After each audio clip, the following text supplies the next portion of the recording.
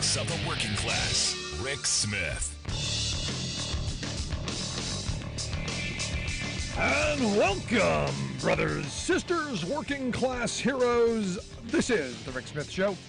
Thanks so much for being here today on the big program. Lots to get to, lots to talk about.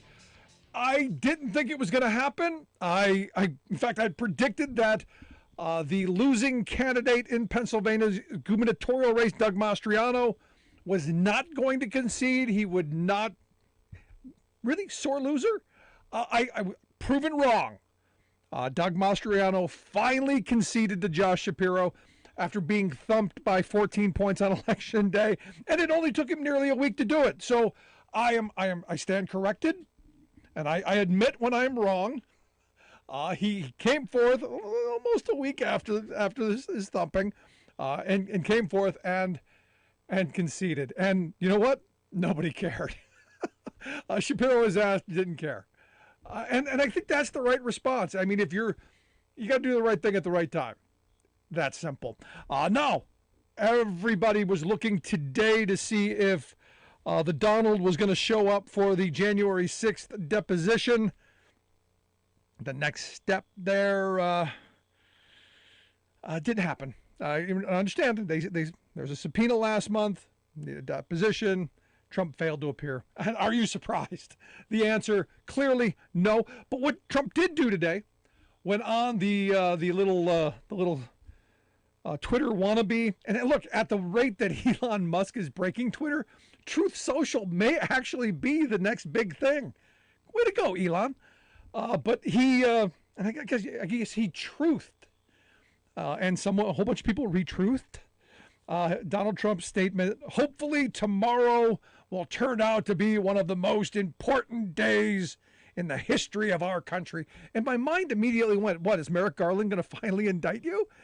No, and what the thought I believe is tomorrow he's going to introduce himself as a candidate. Maybe he's going to come down an escalator. Maybe I'm trying to find what's the big grand thing.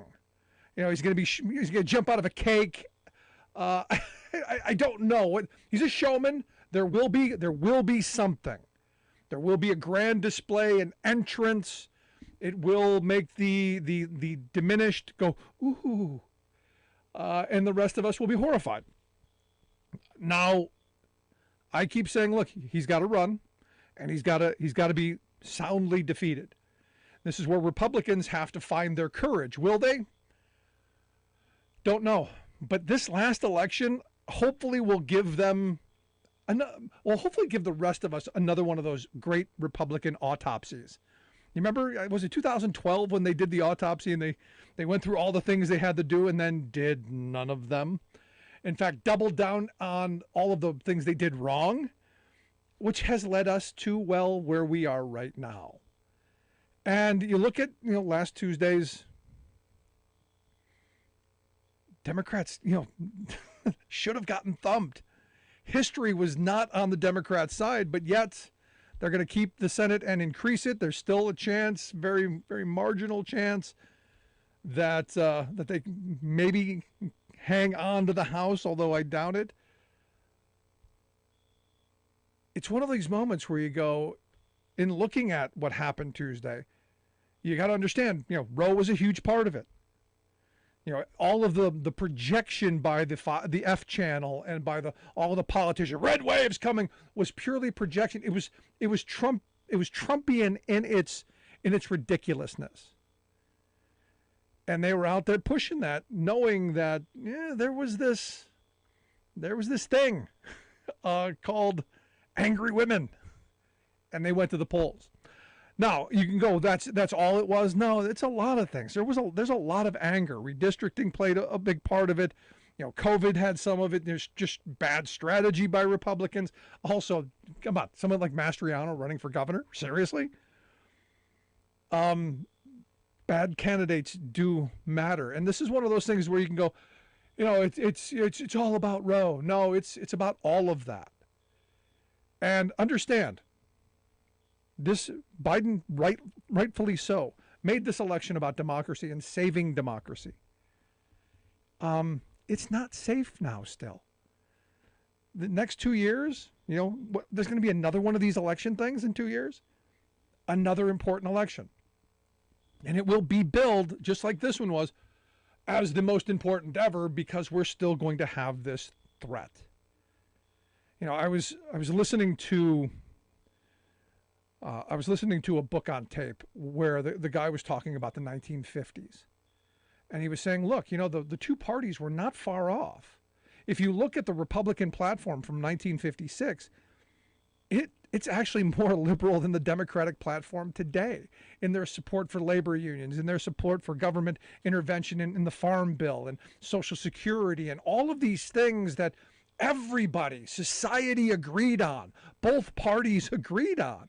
And again, as I keep saying, it comes back to us. This is why you, me, us, the working people of this country, we got to come back to somewhere near the, in between the curbs, get into the middle of the road there, so to speak. Because until we say this is the country we are, you're going to continue to have these extremes.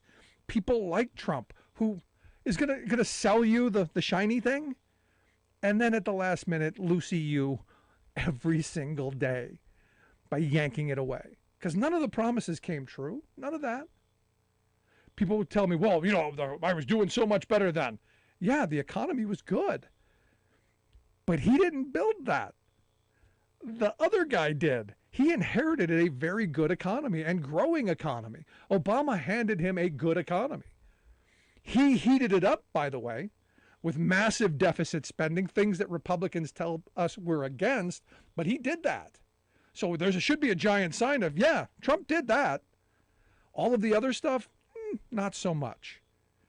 And this is one of these moments where, yeah, enjoy the victory, but danger on the horizon. And part of that is Donald Trump. Part of that is a Republican-led House. Now, I want Trump to run. I'm still in this place where the only logical conclusion to tomorrow him coming out and saying, I'm a candidate and staking that flag in the ground is he's expecting an indictment any day. He's expecting Merrick Garland to actually do something any day now. It's the only thing that makes sense, given the fact that once you declare your candidacy, there's no more grift. There's no more ripping off people. There's no more selling snake oil. There's no more of that. There's no more selling access. So it's going to be interesting. Now, Republicans have already told us when they take the House, and it looks like they may, investigations. They're going after Hunter Biden. Yeah, they're going to. Hello, not a shock at all.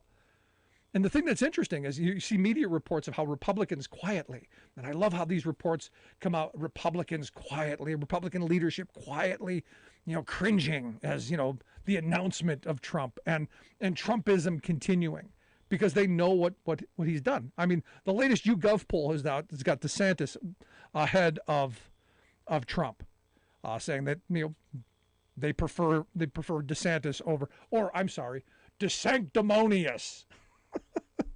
Which is hysterical. They prefer DeSantis over Trump, 42-35, which is kind of a little crack in the armor, but it's going to laser focus Trump on just destroying DeSantis. And the fun of all this is going to be going forward is watching Donald Trump destroy the Republican Party, and then watching who his lackeys are going to be. And I point to Ohio. In Ohio, I'm so disappointed in you. You had a chance to get a really good guy as a senator, and you chose, J.D. Vance. He has written over at the American Conservative that he writes, quote, "Our party has one major asset, contra conventional wisdom, to rally these voters, President Donald Trump. Now more than ever, our party needs President Trump's leadership to turn these voters out and suffer for his absence from the stage." And as I'm reading this, all I keep hearing is as he's literally kissing his behind. I'm imagining him just wiping his nose and the brown dripping off. Because, wow. JD, hide it a little bit, buddy. A little bit. Just saying. But I want to hear your thoughts. 1-866-416-RICK, 1-866-416-7425. Now, also interesting, who's going to be the next speaker? Matt Gaetz, the forehead, hath come out and said he will not vote for Kevin McCarthy, which means McCarthy's going to have kind of no matter what McCarthy does, he's screwed. And I think that's great. It's great because he's not been great. He's not been good for this country. Andy Biggs, the Republican from Arizona, he evidently is going to throw his name in. Long shot, not going to happen, but going to cause a rift. So again, what's going to happen? Republicans are going to eat themselves because it's all they know how to do. And McCarthy, whether he gets it or not, basically screwed. If he doesn't get it, well, sorry, you lost out. If he does get it, he's going to have to deal with the children. He's going to have to deal with the children. So give us a call, 1-866-416-RICK, 1-866-416-7425. We'll take a quick break right back after this. Stick around. You're listening to The Rick Smith Show. We're working people. Come to talk.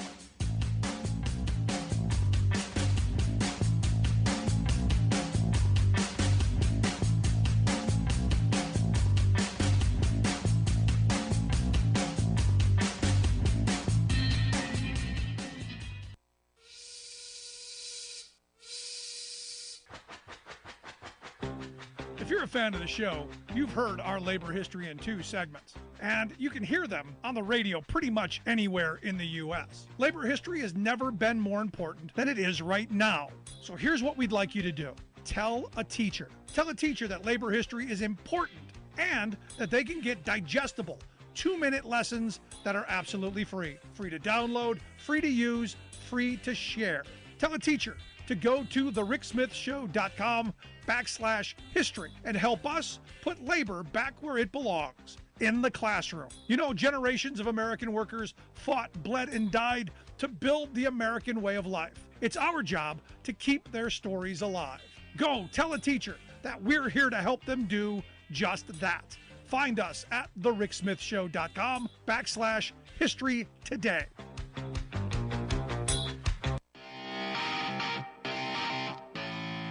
Welcome back to the Rick Smith Show. Now, here is Rick Smith. So Jerry sent me an email during the break musing about a Speaker McCarthy, basically saying he is, in non-FCC compliant language, saying he's is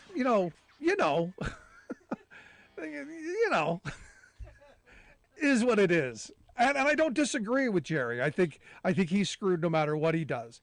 He threw himself out there. He wants to be the speaker, and he's going to inherit the children. And the children, they're going to disappoint. Let's go to the phones. We've got Alice on one. Alice, how are we doing today? We're doing good. I was laughing along with Carol, by the way. My husband and I plan on stocking up on the popcorn. Especially after we saw Pence's interview tonight with ABC News, because we've come to the conclusion it's going to get real interesting. We're going to have Trump. We know Abbott's going to throw his hat in the ring along with DeSantis, and then poor old Mike Pence in the background. So it's going to be real interesting watching that going on.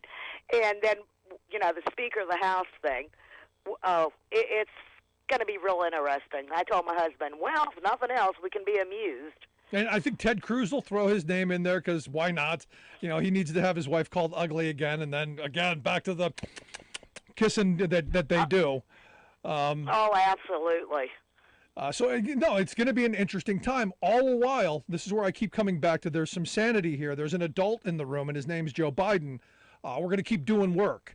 Going to keep moving forward. We're going to keep doing the things that need to be done because no matter what, the Republicans can't undo the accomplishments of this administration, the infrastructure bill, the CHIPS Act. They can't undo that. And that's what is going to move us forward. And that I do believe in 2 years, people are going to look back at it and go, wow, that was important. So for me, have your clown car, your cavalcade of crazy, do everything that you need to do to get it out of your system. But at the end of the day, there's an adult in charge, and hopefully we're going to be moving the country forward. Well, I'm thinking that the Republican Party is going to be a little bit in disarray. I'm trying to be nice. You think? Yes. Already Trump's going after DeSantis. And You mean DeSanctimonious? Yes, him. So it's going to be real interesting, needless to say. And my husband and I tonight, we're just shaking our head, throwing out various scenarios to each other of the forthcoming festivities for the Republican Party. And I'm going, I hope that they put the, oh, darn it. So my mind goes blank.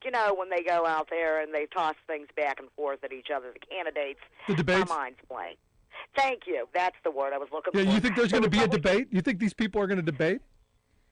Oh, I hope they do, because that is going to be so fun. I mean, that's going to be like, really, get out the popcorn. Yeah. No, it will be a giant S show. There will be a show. And look, here's the thing, and this is where the Republicans do have, Republican candidates do have a concern, because Trump is really good at this. I hate to give him credit, but he is good at wreaking havoc. He is good at causing chaos. He is good at burning things down. And the Republican Party is what he is burning down right now. Eventually, democracy as a whole, but right now, the Republican Party is on fire. Oh, it is, and it's going to be real interesting, because, you can just picture in your mind, you got Mike Pence sitting there, he's trying to be all the reverend, yeah. And then DeSantis is trying to be Trump 2.0, and Abbott over there, I don't think he's quite as snarky as DeSantis, and then, of course, Trump on steroids himself, so it should be interesting. Yeah, I mean, I don't think Pence is going to stand up to the assault, but Pence is not. He's not going to weather the attacks. He's not going to weather the back and forth. He's not. I don't think he's quick enough. I don't think he's assertive enough. I mean, he may surprise me, but I just don't. Without Mother by his side, I'm not sure where he's going to go. Well, that's what my husband said. My husband said, well, maybe he'll have Mother go out there you go. and give him what for. But you have a good evening. Thanks, Alice. Appreciate it. No, I mean, look, at the end of the day, you got someone like Mike Pence coming out and saying, Trump made him less safe. This is the reality of the moment. And even you've got Pence, who was a yes man all during, he was doing the all during the presidency as well. You've got him coming out and saying that, Trump put him in danger. Said Trump's words were reckless. They endangered him. They endangered his family. They endangered everyone at the Capitol on January 6th. And yet today, over at the Truth Social, what does Trump re-truth or truth out or whatever it is they do? What is it? Millions of people stood by me on January 6th, 2021. I told you when it happened. Eventually, they're going to spin this around to where it's patriotism and they were good, God-fearing Christian folks marching for... They're going to spin this. And the important thing is that no one allows it to happen. That it doesn't... They don't get to rewrite history this time. This is the point. And this is where we need to make sure that laser focus. And the January 6th committee, they better get their report done, and they better get it out soon. And we better be hammering on this for the next 2 years to remind people what happened on that day. It's that simple. Let's quick go to the phones. We got Kurt from Tucson, Arizona on line 3. Kurt, how are we doing today? I'm doing great, Rick. We're celebrating, brother. Outstanding. I remember us having like a conversation like 2 months ago when we were concerned about both of our states going fascist. Yep. And Katie Hobbs won. And that is like, it's just awesome. No, it is, and it's because of folks like you. I mean, I've known over the last year, you've been doing tons of phone banking all across the country. It's because people have said we're not going to allow this, and we can't stop this now, Kurt. We've now got to engage in our democratic process and demand that sanity rule the day. And look, I'm saying, look, reach out to if there are any sane Republicans left, we've got to reach out to them and bring them back to the middle of the road. and begin to agree upon the framework of this country again. One of the things we did down here, Rick, was in like the last month and a half of the election, we went and canvassed in the like Trump country of Arizona, which is all Republican, and we mainly went there for the independents because there's more independents in Arizona than there is Democrats and Republicans.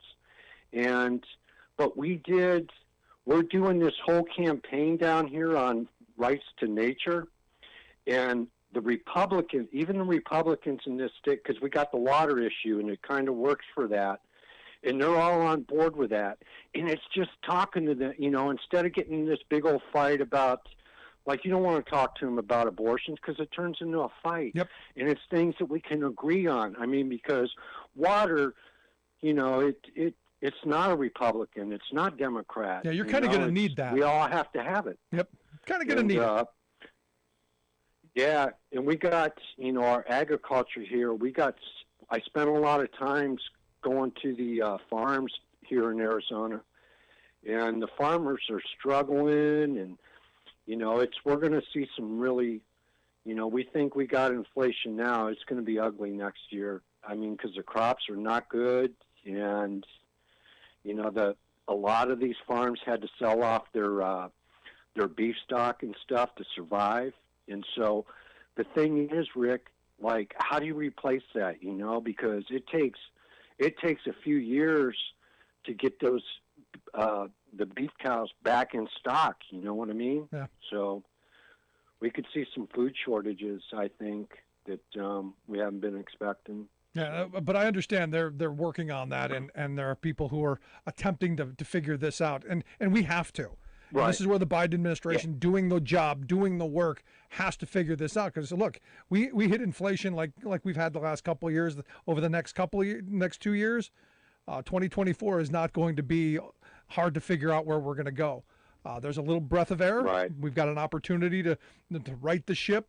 The supply chain will work out its issues over the next couple of years. Hopefully, we'll address issues like this. And get things moving in the right direction. That's the best we can do at this moment. But ultimately, you got to point out just how extreme the other side is, and what solutions do they have? I asked my Republican friends, okay, what would you do?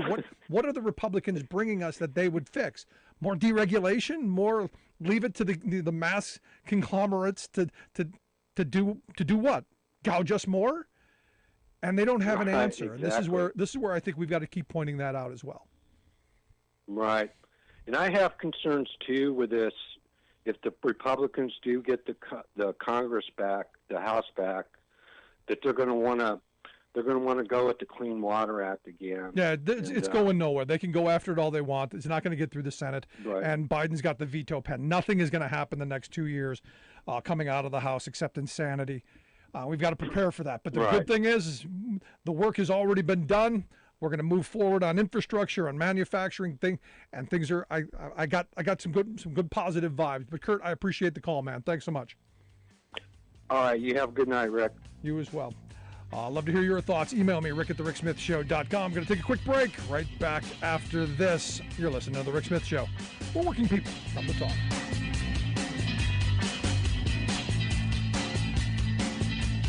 I'm Rick Smith, and this is Labor History in 2.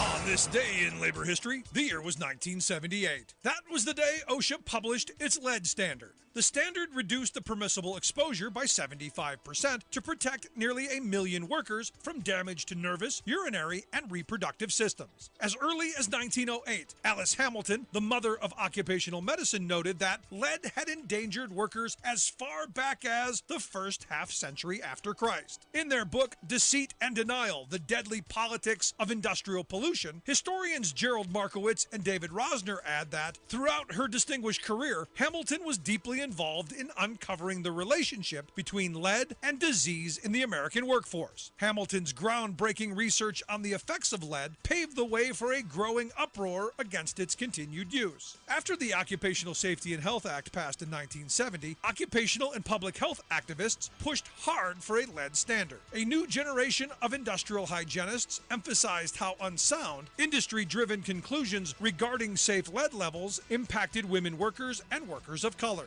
Industry had long asserted that women and African Americans were simply more susceptible to lead poison, which served to justify discrimination in hiring. Some unions accepted these terms, if only to demand a stringent lead standard that included immediate implementation of engineering controls. But leading hygienists like Gene Stellman blasted these arguments. Stellman insisted such conclusions reflected racial and gender bias rather than any credible scientific evidence. She added that men, women, and children, regardless of race or ethnicity, were all adversely affected by lead exposure. The final standard adopted was considered a compromise. Discrimination in hiring has continued and enforcement proves difficult. But even a watered-down standard was too much for the lead industry. They have been fighting it ever since. What hit the Republican Party on Election Day was, well, the Republican Party. Blow number one, of course, was from the party's president and cult boss, Donald Trump, who wields his narcissism like a political bludgeon. But then, Republicans got an even more damaging gut punch from the party's own Supreme Court majority of 6 partisan hacks. They chose this election year to assert their personal ideological view that the government should control every woman's birth decisions. Not popular. Then, like a karate chop to the party's own neck, its congressional leaders let loose with a pre-election announcement that, if put in charge, the grand old party would go after people's Social Security and Medicare benefits. But Republicans also got hit with something beyond their control. A bevy of new, unabashedly progressive Democratic candidates running on real populist issues that matter to workaday people, backed up by legions of energized grassroots activists. Candidates like Summer Lee, who will be the first black woman elected to Congress from Pennsylvania. Championed by Working Families Party, Our Revolution, and other little d Democratic groups, she beat back concerted attempts by corporate powers in both major parties that tried to demonize and defeat her, including a last-minute dump of $1 million into her GOP opponent's campaign by the American-Israeli Super PAC. Another is Lena Hidalgo, the feisty people's advocate who is the top county official in Houston, Texas. She faced down a pack of ultra-rich oil magnates, developers, and other corporate interests who put up $9 million in a failed effort to boot her. This is Jim Hightower saying grassroots progressives showed in this election a promising path to democratic rejuvenation. Run aggressive campaigns offering real change from the business-as-usual politics of both parties.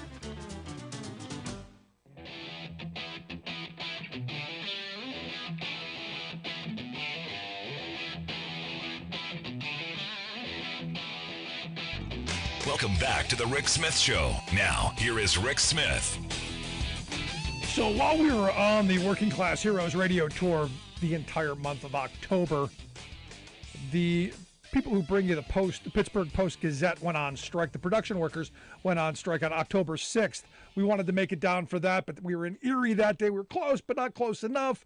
On the way back, we wanted to get through. Just didn't work out. But this is an important moment. Because these are workers who are saying, look, we produce a valuable product. Our labor is important. Our labor should be valued. And how do we decide how that value is? Well, you got to pay us decent wages, decent conditions, benefits that we can have health security, retirement security, something along those lines. Here to share some thoughts on what's going on at the Pittsburgh Post-Gazette and the work that's going on there. I've asked Zach Tenner to come talk with us. Zach is an interactive designer at the Pittsburgh Post-Gazette. He's also the president of the Newspaper Guild of Pittsburgh. Zach, thanks for taking time for us. Thanks for having me, Rick. So walk me through this. As I understand, the production workers went on strike on October 6th, and I guess everybody else on the 19th of October. What made that happen? Yeah, so when I say the production, distribution, and advertising workers at the Post-Gazette, I'm talking about CWA mailers, pressmen, typographers, and Teamsters. They produce, distribute, and sell advertising for the paper. They've been in a long contract battle, just like the Newspaper Guild has with the Post-Gazette. The issue at crux with those specific unions was healthcare. The healthcare plan that they were on was asking for increases of $19 per week per member to maintain the healthcare coverage. The Post-Gazette refused to pay that. And they also refused to allow the employees, the workers, to pay it themselves. What that ended up costing the workers was their healthcare plan entirely. They were dropped from it as of October 1st. On October 6th, they went on strike. The Newspaper Guild voted on October 17th to walk out on strike on our own unfair labor practice charges based on bad faith bargaining, unilateral impasse, and illegally imposed work rules. And that strike commenced on October 18th. So every union at the Post-Gazette has been on strike since the Newspaper Guild went on strike on October 18th. And healthcare seems to be, everybody we talk to, healthcare seems to be that giant in the room. So they because of the contract negotiation, they lost all their healthcare and wouldn't even let the employees pay into it. Is that what I heard you say? Yeah, that's right. As part of the bargaining, the Post-Gazette went to the table with these other unions that I mentioned earlier and said, we want you on the company corporate healthcare plan. And this is a plan. This is a plan that they forced the Newspaper Guild on back in summer 2020. It's a really, really expensive plan. Frankly, it's not a very good plan either. Just to give you like an example, if you're a family on the plan, in premiums alone, you could be paying $7,200 a year. That doesn't even include your deductibles or your out-of-pocket costs. Like the U.S. healthcare system, as we know, is like an atrocious nightmare. And this is like the definition of it. So we were talking about workers who were previously paying out-of-pocket maximums per year of like $4,000, having to pay us upwards of like, we're talking like $14,000, $15,000 a year. That's a major pay cut for them. Yeah, it is a major pay cut, and major. The whole idea of having healthcare is to have security, a major shot to family security. Because who can afford a year-over-year cost of $14,000 a year in the event that you have multiple illnesses or incidents? I mean, I think of myself. Before we started our tour, my son's appendix burst, and because of my union healthcare, I didn't even cross my mind what the costs were. It was just a matter of getting him the care he needed. I can't imagine of going, geez, that's a $70,000 surgery. I now find out I'm going to have to foot, upwards of $14,000 for that. That sounds insane. Yeah, it was really bad. And I mean, especially like I said, for the production, distribution, advertising workers who completely lost their healthcare plan. Think about continuing coverage for those folks, their families, prescription medicine, the list goes on and on. And the Post-Gazette just allowed them to be dropped from their plans for non-payment, and then didn't even allow the workers to pay those increases themselves. That was an option. The workers put that forward. All the Post-Gazette had to do to make that happen was sign one piece of paper, and they didn't do that. And those workers walked out the door on October 6th. Now, you guys, you said the 18th, you've been on strike since then. Mm-hmm. Now, I've had people reach out to me and say, well, hey, the newspaper industry's struggling, Rick. These workers, they've got to make concessions. I don't know, as you said, the healthcare thing, that's a massive, massive concession that I don't know that I make. What else is going on there? What's the argument what's the reverse argument of this, that the newspaper industries are sinking, they're dying, it's an antiquated system. What's the argument there? Yeah, there's a couple of different levels to this, Rick, right? Is the newspaper industry doing as well as it did in, say, the 1940s? No, it's not. Ad sales are down, subscriptions are down. There's no way around that. But when we look at the Post-Gazette specifically, we're looking at a newspaper that is losing money year over year, but is owned by a parent company, Block Communications Incorporated, who also owns the Toledo Blade in Toledo, Ohio.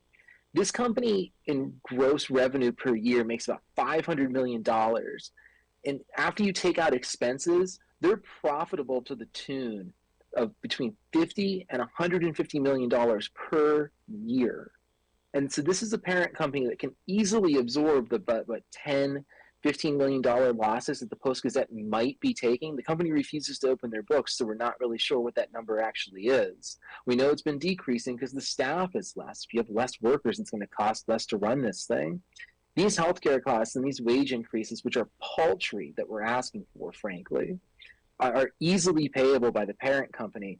And the parent company and the newspaper, the Post-Gazette, have chosen to pay attorneys and strike-busting security guards and like any level of humans that they could pay that aren't the workers that produce the product. Isn't that and amazing? Just as, like, Isn't just that as one last note, you know, like Block Communication, which was profitable to the tune between, like I said, $50 and $150 million, that entire corporation was built on the profits of the Pittsburgh Post-Gazette from when newspapers were making just revenue hand over fist, you know, before TV and the internet came and kind of monopolized some of their subscription and advertising dollars.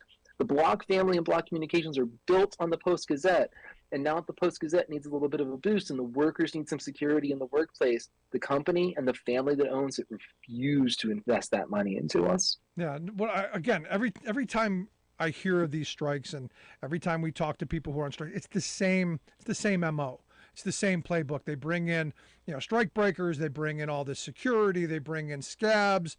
They bring in all this stuff, and the checkbook is wide open. There's no expense too great to break your strike and to break your back and to break your family, but to pay the contract and to help make your job more secure, that a bridge too far. That's always the really interesting part of these things to me.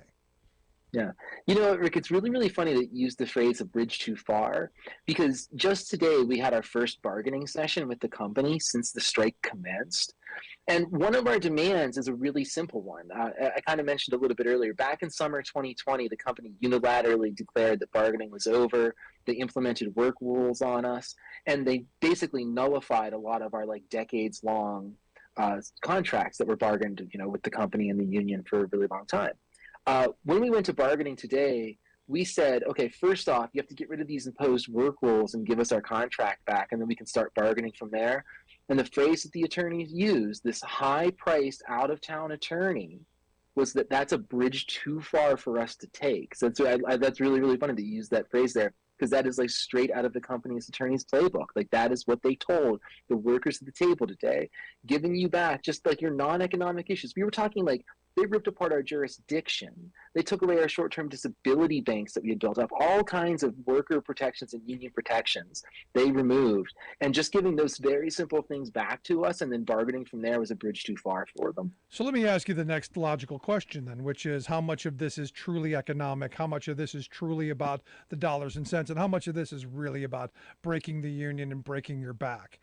Because, you know, when you get these union busting firms that come in, these union avoidance lawyers and these folks, these are the things that they advise.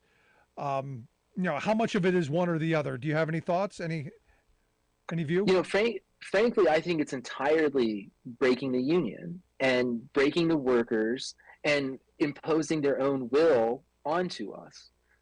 Multiple times over bargaining. Like our last contract that we bargained expired in March 2017. It's been a really long time since that contract expired. It's been a long time that we've been in bargaining with the Post-Gazette. And multiple times when we've looked at their offers, their paltry wage increases, this wildly more expensive healthcare plan, like the complete obliteration, like I mentioned earlier, of our short-term disability bank, we repeatedly asked the company, are you making these proposals because the company can't afford to give us raises or they can't afford to keep us on their healthcare plan?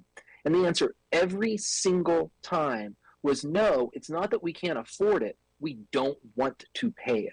Essentially saying, we don't want to pay you, the workers who make our product. We want to impose our own will on you and do what we want. So I think it is entirely breaking the union and breaking the workers. And the reason I bring this up, because the messaging out of this is really important, especially to people who don't have union protections or aren't union members, because it is that imposing of their will upon their workforce. You'll take what I'm willing to give you. What my benevolence allows you to have is what you'll get, as opposed to saying, look, my labor is worth something. I create this product. I create this paper. We deliver it. We produce it. We're the intelligence behind it. There's a value to it, and we demand part of that. They don't want any part of that. They say, you'll get what you get and you won't throw a fit, as my wife used to tell the children. Yeah, that's exactly right. And like I mentioned those imposed terms earlier, you know, one thing that they did in that, they removed our arbitration clause from our contract. So even when they do impose their will on us, we still have like a grievance procedure that we can follow. And the grievance procedure is essentially we file a piece of paper, they tell us to take a hike, and we have no way to move a dispute beyond that. So I think like you're exactly right. Like they want to impose their will onto us. They want it their way or the highway, to like use like an old cliched phrase, and they want no conversation in any different part of it. Like we at the bargaining table, we've had conversations with them about some of, especially like their non-economic issues, and trying to make things work for both sides. Like, okay, you want like a loosening of jurisdiction? Let's talk about how we can do that. And their response every single time is, we don't really want to talk about that. Like, this is what we want. This is what's in our proposal. We're not going to move off of this. Been like that for 5 years. Yeah, no, again, it comes back to this is why strikes happen, unfortunately. Nobody wants one, but sometimes it's the last arrow in the quiver, and sometimes you have to do what you're doing. And good on you, good on your members, good on the people who are taking to the picket line. And I know this is a family struggle. As someone who's been on strike, I know the struggles here. We've talked to workers, for years. I know it's hard. Economically, it's hard on the family, which is why I hope folks will go to cwa.org/ppg-donate. We'll get links out on social media, how you can help throw a couple bucks to the striking workers to help them make it one day longer, so that they get a reasonable contract, that they're able to have the dignity and respect of a reasonable wage, and not them, but other people as well. You're listening to the Rick Smith Show. We're with Zach Tanner. He's the interactive designer over at the Pittsburgh Post-Gazette. He's also president of the Newspaper Guild of Pittsburgh. Again, I want you to go to the website, cwa.org/ppg-donate, and throw a couple bucks to the folks there. Really, especially with the holidays coming, could be helpful and needed. So let me ask you this, because these strikes are really about community support.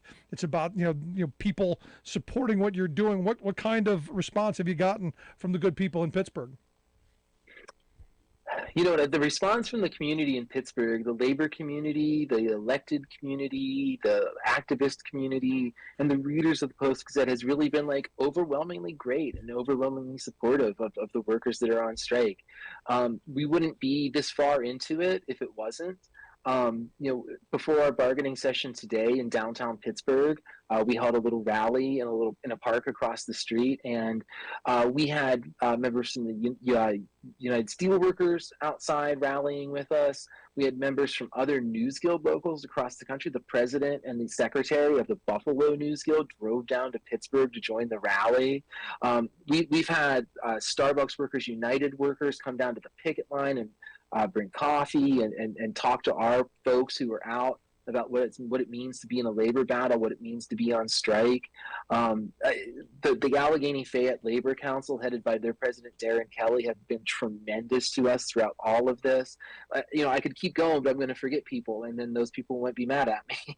But, no one's going to be mad at you, because we understand. The idea is to support you, because we want to help support workers, but also ultimately it's about supporting ourselves as well. If you have a successful strike and you do well, maybe that's going to tell other employers, we don't want to test this. And this is why I suggest people to go and help support the workers who are on strike today, so that we don't have to do this down the road, that employers get, because look, we're in an environment, Zach, and you know this as well as anyone. We're in an environment where you've got these labor busting attorneys who are advising these companies on how to break their unions, because it would be malpractice if they didn't, because our labor laws are so pathetically weak and the enforcement is toothless. This is why, again, politically, we need to get politicians and legislation pushed through that's going to strengthen our labor law and strengthen the rights of workers. So this is where, as a community, we've got to come together and support folks like you. Yeah, I absolutely agree. And I mean, things like the PRO Act are wildly important to get passed, and electing officials who have strong labor backgrounds and strong labor support is critically important. Yeah. I'm happy that a couple folks like that won in our districts here in Western Pennsylvania in the last election just a week ago. Somebody like Chris DeLuzio, Summer Lee, those folks are going to be really critical allies, not just in our fight now, because hopefully our fight is resolved sooner rather than later. But like you mentioned, there are going to be more labor fights. That is how this goes. Labor law in America. If you haven't been entrenched in labor law in America and you get into a battle with your employer, you learn pretty quickly how pathetic it is, and how our power together, standing together, is really what gets us through this, not national labor law. Last bit I got to get to you, because this, as anyone knows being on strike isn't like being on vacation. You've got to go out and you got to hustle and you got to figure out how to pay the bills. You guys, Rick, I'm working like double hours from what I was at the Post Gazette. Being on strike has doubled my work hours per week. I know, and I give you guys credit for doing it. And good on you. But you've also started this publication of your own, UnionProgress.com, the replacement paper where we want to send folks to make sure that they check out some good news and information. UnionProgress.com. This is your publication. Tell me about it. Yeah, so once the strike commenced, we wanted to spin up our own strike publication as an outlet that would cover the strike and also fill the news gap that the Post Gazette wasn't going to be able to fill because the reporters and copy editors and photographers and everybody else was on strike. And that's what the Pittsburgh Union Progress is.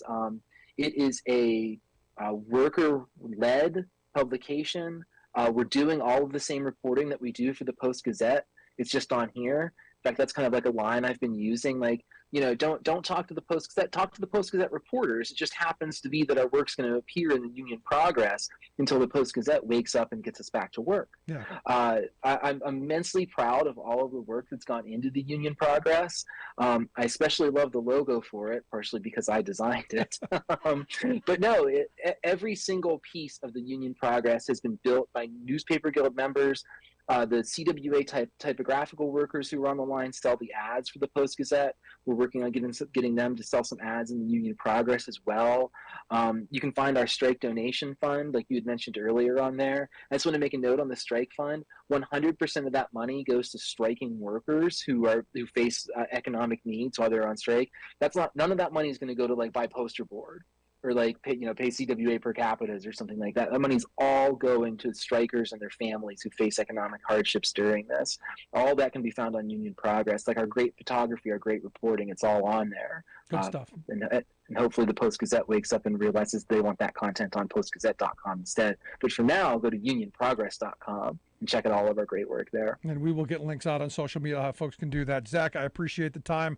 I wish you the best of luck. I want you to come back and keep us up to date on how progress is going. And hopefully this is a short strike, but one day longer, brother. Appreciate it, Rick. Thanks so much, Zach Tanner, interactive designer there at the Pittsburgh Post-Gazette on strike. He's also president of the Newspaper Guild of Pittsburgh. Check out the website, unionprogress.com, for good news and information. Got to get that. Also, if you want to make a little donation, help the folks out, cwa.org/ppg-donate. We'll get links out on social media. You can easily find it that way. Going to take a quick break. Right back with your thoughts. 1-866-416-RICK. 1-866-416-7425. This is The Rick Smith Show, where working people come to talk.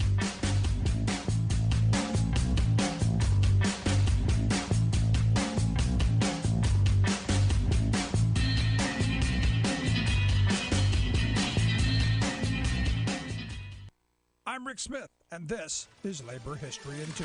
On this day in labor history, the year was 1938. That was the day that the National Federation of Telephone Workers was founded in New Orleans, Louisiana. Today, the union is known as the Communication Workers of America and represents 700,000 workers in a wide range of communication fields. Attempts to organize the telephone industry began as early as 1910 by the International Brotherhood of Electrical Workers. By the end of the decade, the IBEW had more than 200 telephone unions. Growth in the number of union members in the telephone industry was greatly impeded due to World War I. During the war, President Woodrow Wilson issued an order to, quote, hereby take possession and assume control and supervision of each and every telegraph and telephone system, and every part thereof within the jurisdiction of the United States. He placed control of the industry under the authority of the Postmaster General. After the war ended, telephone companies